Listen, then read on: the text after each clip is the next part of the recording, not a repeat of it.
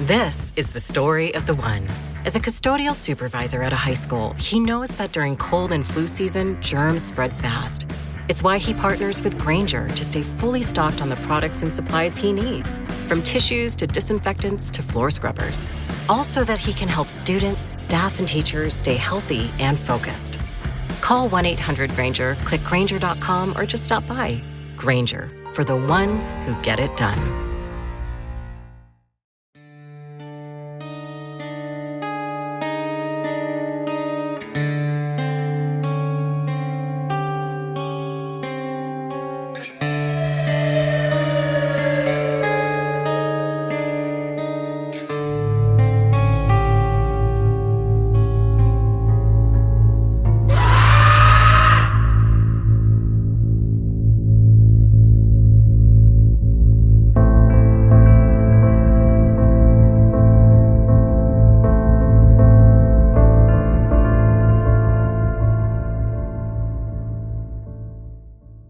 Hello and welcome to another episode of the Halloween Podcast. I am your host, Lyle Perez. You're listening to episode 7 of our special series, The Dark Record, where we explore some of history's strangest and most unsettling mysteries.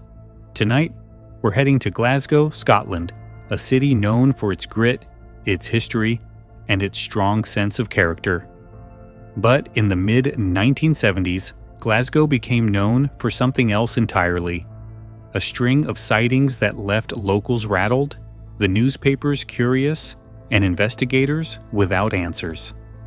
The figure at the heart of these encounters became known as the Gurning Man. To gurn is to twist the face into a grotesque expression, and that's exactly what witnesses reported.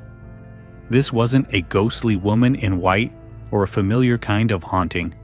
This was a man, very much human in form, yet so distorted in behavior and appearance that many refused to believe he could be ordinary flesh and blood.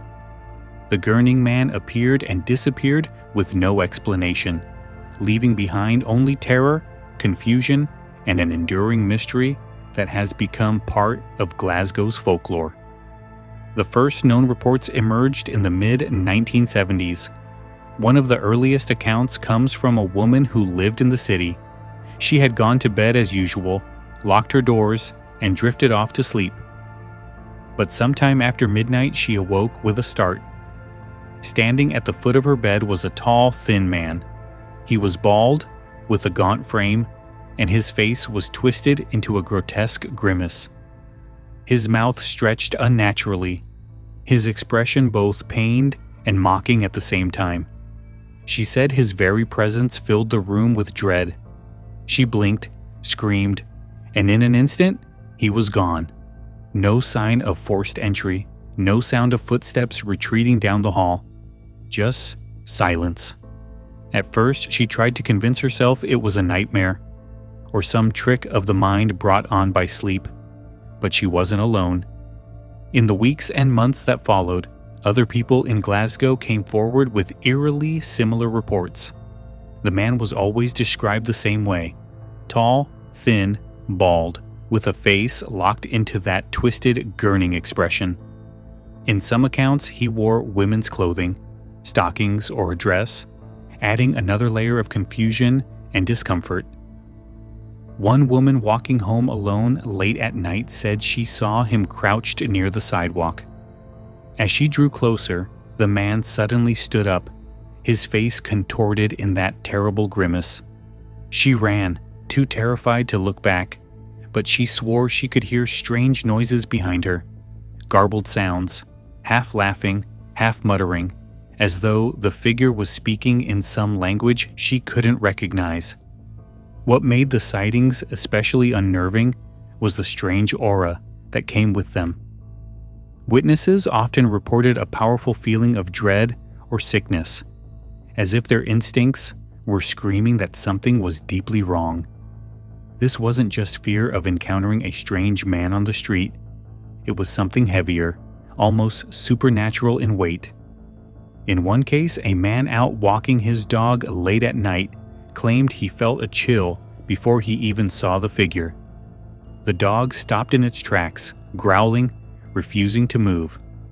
That's when the man looked up and saw him. Tall, bald, grimacing, and standing perfectly still on the opposite side of the road. When the witness shouted, the figure darted into an alleyway, but when the man gave chase, he found nothing. The alley was empty. By the late 1970s, the legend of the Gurning Man had spread throughout the city. It was whispered about in pubs, talked about on street corners, and debated by those who wanted to dismiss it as nonsense. But there were too many witnesses to ignore. Paranormal researchers would later estimate at least 20 separate encounters had been documented during this period, though many more likely went unreported. And the details were always consistent: gaunt, bald, contorted face, appearing suddenly in bedrooms or in the dead of night on lonely Glasgow streets. What makes these early accounts so disturbing is the sheer ordinariness of them. These weren't elaborate ghost stories tied to ancient castles or cursed objects. These were ordinary Glaswegians going about their lives, suddenly confronted by a figure who shouldn't have been there, whose presence defied explanation. Whether prowler, spirit, or something in between, the Gurning Man seemed to arrive with no purpose other than to terrify.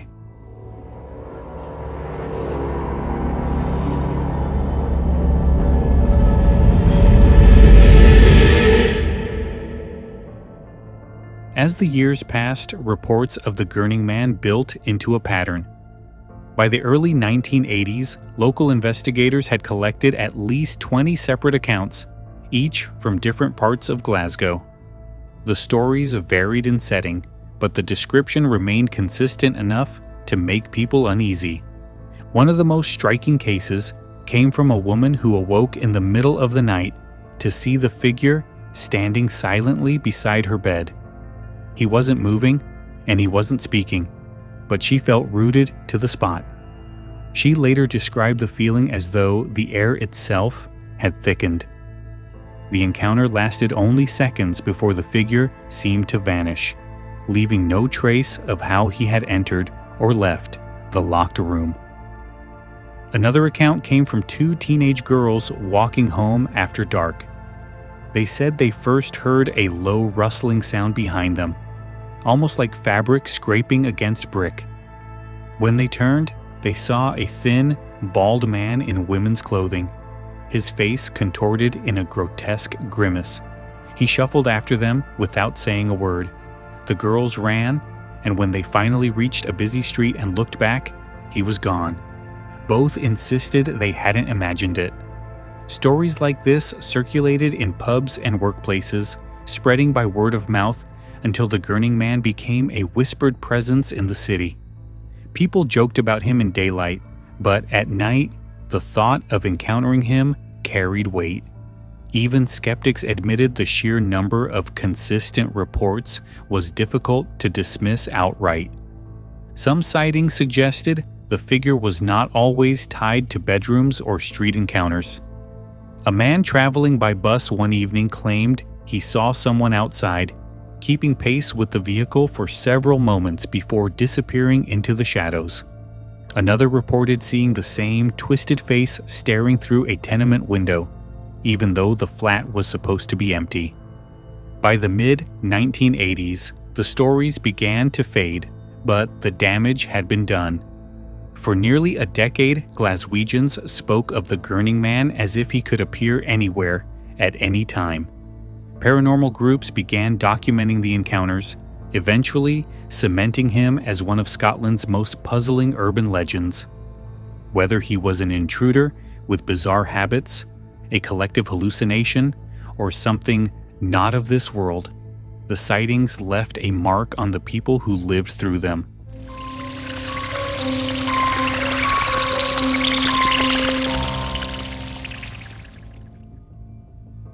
When stories of the Gurning Man began to circulate more widely, the explanations were as unsettling as the sightings themselves.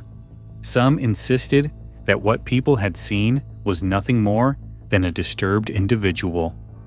Glasgow in the 1970s and 80s was not without its share of crime, and it wasn't hard to imagine a prowler moving through neighborhoods at night. The problem was that the reports stretched across too many districts and lasted for too many years. If it was a single person, he was remarkably elusive, never caught, never confronted directly by police.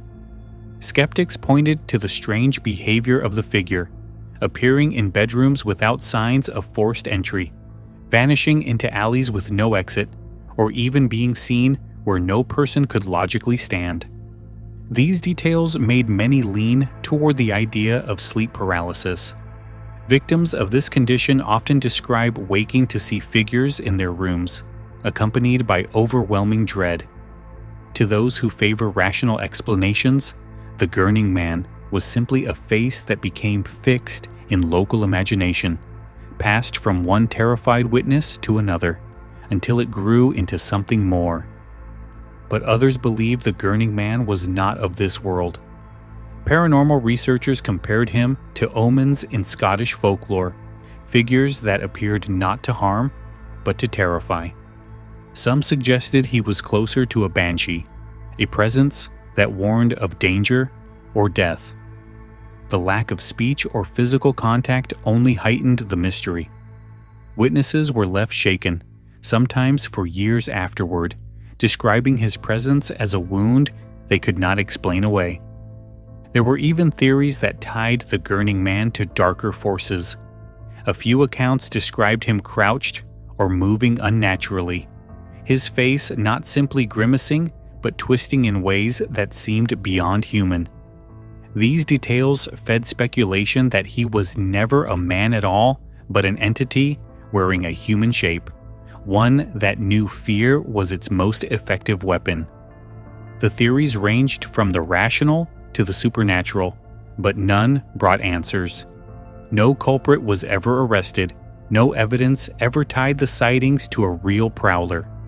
What remained was a mystery balanced between urban crime, psychological disturbance, and the possibility of something stranger moving through the streets of Glasgow. By the mid-1980s, the Gurning Man seemed to vanish as suddenly as he had appeared. The sightings tapered off, leaving only the testimonies of those who swore they had seen him. For a while, his name still carried weight in Glasgow. Parents used the stories to frighten children into coming home on time. Adults mentioned him with a nervous laugh, always quick to insist they never truly believed, but just as quick to admit they wouldn't want to meet him in the dark. Paranormal investigators preserved his memory in print. Writers like Ron Halliday collected the accounts, placing the Gurning Man alongside Scotland's more traditional ghost stories. Yet, he stood apart. There was no castle, no battlefield, no tragic backstory to anchor him to a particular place. He was a mystery without origin, a figure who seemed to drift into the city for a decade and then disappear without explanation. That lack of context may be why he continues to fascinate. For skeptics, the Gurning Man became a cautionary tale of mass suggestion. A single frightening encounter might have spread, inspiring others to interpret shadows and noises as the same figure. For believers, his very strangeness, his lack of motive, his contorted face, the overwhelming sense of dread he carried, marks him as something more than a man. Whether omen, phantom, or something that slipped briefly into our world, he left behind fear that has never been fully shaken. Today, his name still surfaces in discussions of Scotland's strangest mysteries. The Gurning Man is remembered not for what he did, but for what he represented. The terror of being watched by something that should not be there, something that doesn't belong in the streets you walk or the room where you sleep. Unlike many other legends, his story can't be dismissed as simply a ghost or a local myth. He remains a figure without category, suspended between crime, folklore, and nightmare. And in the end, that might be the most frightening thing about him. The Gurning Man arrived without warning, left without reason, and remains impossible to explain. He is a reminder that sometimes the strangest figures in the dark don't have a history we can trace or a purpose we can understand. Sometimes they appear only to leave us wondering what we really saw and what might still be waiting in the corners of the night. That brings us to the end of episode 7 of The Dark Record. Tonight, we walk the streets of Glasgow and follow the trail of a figure who appeared without reason and vanished without explanation. No motive, no history, just sightings, remembered, retold, and now added to the record. Next time, we'll cross the Atlantic to a mystery that has haunted American history for generations. A fire, a vanished family, and questions that have never been answered. We're diving into the disappearance of the Sodder children. Until then, I'm Lyle Perez, and this has been the Halloween Podcast presenting The Dark Record. If you enjoyed the episode, don't forget to subscribe and leave a review. It helps keep the show alive and weird. You can also check out extras, sources, and more at our Facebook page, facebook.com/The Halloween Podcast. You can also contact me at thehalloweenpodcast@gmail.com. Thanks for listening. Stay curious. And remember, some faces aren't forgotten, even when they disappear. Have a good night. When you think about businesses that are selling through the roof, like aloe or skins, sure, you think about a great product, a cool brand, and brilliant marketing. But an often overlooked secret is actually the businesses behind the business, making selling and, for shoppers, buying simple. For millions of businesses, that business is Shopify.